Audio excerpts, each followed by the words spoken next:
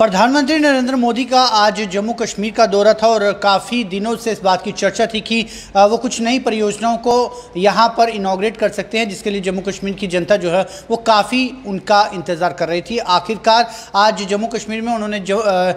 जम्मू के सांबा ज़िला के पल्ली गाँव से उन्होंने देश को संबोधित किया और जम्मू कश्मीर में करीब 20,000 करोड़ रुपये के प्रोजेक्ट्स को हरी झंडी दी। इसमें आपको सबसे पहले बता दें कि जिन जिन प्रोजेक्ट्स पर हरी झंडी उनके द्वारा दी गई है उसमें सबसे पहले तो जिस तरह से बनिहाल काजीकुंड रोड टनल जो है, जो कि करीब 3100 करोड़ रुपए की लागत से तैयार हुई है, उसे आज शुभारंभ उसका किया गया। उसके अलावा फाउंडेशन स्टोन्स जो है वो रखे गए, जिसमें दिल्ली अमृतसर और कटरा एक्सप्रेस वे, जो कि यानी दिल्ली से लेकर माँ वैष्णो देवी कटरा तक जो एक जो रोड कनेक्टिविटी है उसका प्रोजेक्ट जो है उसको आज एक फाउंडेशन स्टोन जो है उसका वो रखा गया है। इसके अलावा किश्तवाड़ ज़िले में 2 हाइड्रो इलेक्ट्रिक प्रोजेक्ट्स जो है उसका भी आज शिलान्यास किया गया है, जिसमें रतले हाइड्रो इलेक्ट्रिक प्रोजेक्ट है वो 850 मेगावाट बिजली जो है वो उत्पन्न करेगा, जो कि करीब 5300 करोड़ रुपए की लागत से तैयार होगा। वहीं दूसरा हाइड्रो इलेक्ट्रिक प्रोजेक्ट जो है वो 540 किलोवाट का, जिससे कि क्वार हाइड्रो इलेक्ट्रिक प्रोजेक्ट नाम है, वह उसका फाउंडेशन स्टोन रखा है, जो कि करीब 4500 करोड़ रुपए की लागत से तैयार होगा। इसके अलावा आपको ये भी बता दें कि जम्मू कश्मीर में करीब 108 जन औषधि केंद्र भी जो है वो आज जम्मू कश्मीर को समर्पित किए गए। और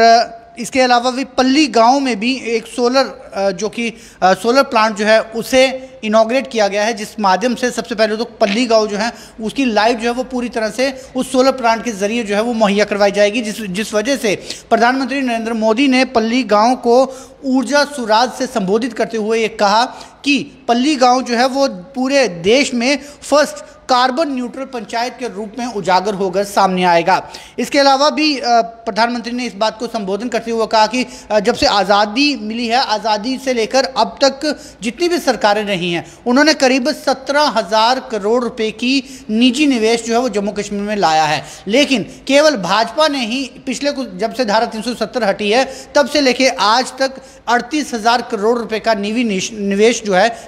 जो है वो जम्मू कश्मीर में लाया, जिससे ये साफ तौर से जाहिर हो रहा है कि धारा 370 के बाद जम्मू कश्मीर में बदली हुई तस्वीर जो है वो सामने नजर आ रही है। वहीं हालांकि ये जो जितनी भी परियोजनाएं थी, यदि एक पूरा मूल्यांकन इनका किया जाए तो सिवाय बनिहाल काजीकुंड रोड टनल, जो कि पिछले काफ़ी वर्षों से तैयार हो रही है, जो कि 3100 करोड़ रुपए की लागत से तैयार हो रही है, उसके अलावा फिजिकल जो है कोई भी चीज़ जो है वो जम्मू कश्मीर को फिलहाल दिखाई नहीं दे रही। बाकी जो प्रोजेक्ट्स हैं उनका फाउंडेशन स्टोन ज़रूर रखा गया है, जो कि अभी आने वाले कई सालों में तैयार होगा। उसके बाद ही एक बदली हुई तस्वीर जो है वो जम्मू कश्मीर की देखी जाएगी। लेकिन जम्मू कश्मीर की जनता इस बात से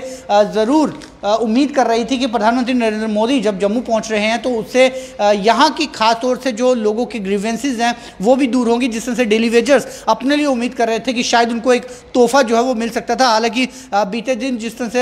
एलजी मनोज सिन्हा जी ने एक घोषणा जरूर की है कि उनकी दैनिक जो वेतन है उसे 225 रुपये से 75 रुपये ऐड ऑन करके 300 रुपये प्रतिदिन जो है वो कर दिया गया है। लेकिन डेली वेजर अभी इससे मुतमिन नहीं है, क्योंकि उनका ये मानना है कि जहां एक तरफ मिनिमम वेजेस एक्ट जो है वो सेंटर में चलता है और जम्मू कश्मीर अब यूनियन टेरिटरी होने के बाद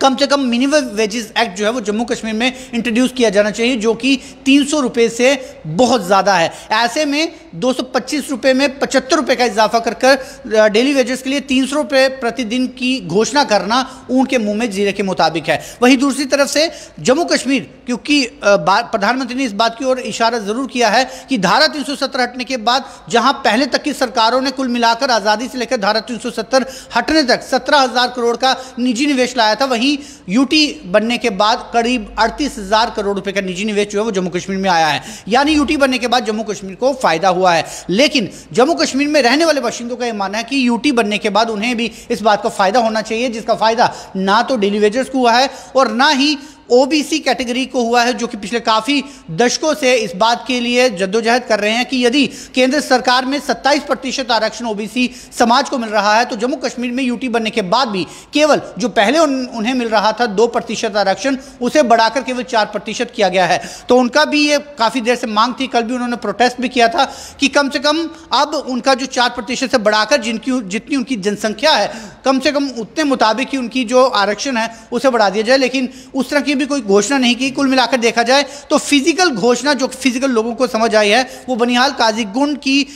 टनल के अलावा बाकी सभी के फाउंडेशन स्टोन जो हैं वो रखे गए हैं, जो आने वाले सालों में एक पिक्चर क्रिएट कर पाएंगे कि जम्मू कश्मीर को